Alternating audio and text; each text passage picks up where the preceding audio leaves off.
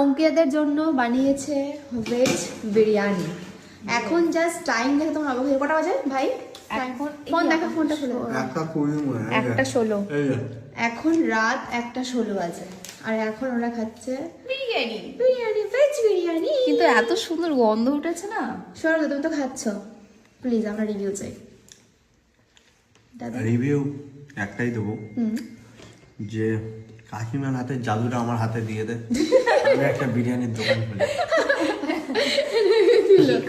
তুই খা আমার এটা আর সব থেকে বড় ব্যাপার হচ্ছে এটা পনির না, এটা সোয়াবিন দিয়ে বিরিয়ানিটা বানিয়েছে, পনির পাইনি। হ্যাঁ পনির আছে, অনেক স্ট্রাগল করেছে তাও পনির পাওয়া যায় না। আমাদের গ্রামে একটু ইস্যু আছে, এবার হচ্ছে কথা এত সুন্দর মানে গন্ধ বেরিয়েছে, ওটাই আমি ভাবছি যে কি এমন দিয়ে দিল যে এত সুন্দর গন্ধ বেরিয়েছে।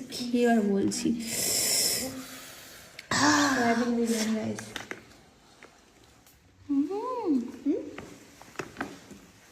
দাদা ভাই কি দারুণ হয়, একটা সোয়াবিনের বিরিয়ানি এরকম ভালো হয়, মানে নর্মালি হয় আমি জানি না। দেখো মা খুব ভালো বিরিয়ানি মানে সব রকম বিরিয়ানি, কিছু না থাকলেও লঙ্কা দিয়ে বিরিয়ানি করে দেবে, তাও টেস্টি হবে। আমি জানি ভালো খেতে, কারণ আমার মা অনেক রকম বিরিয়ানি খাইছে আমাদেরকে, তারপর আমিও খাবো গাইস। তো চলো খাওয়া দাওয়া করে আমরা ভিডিও ছাড়তে পারি রেসিপি, আমি মাকে বাড়িতে গিয়ে বলবো বানাতে।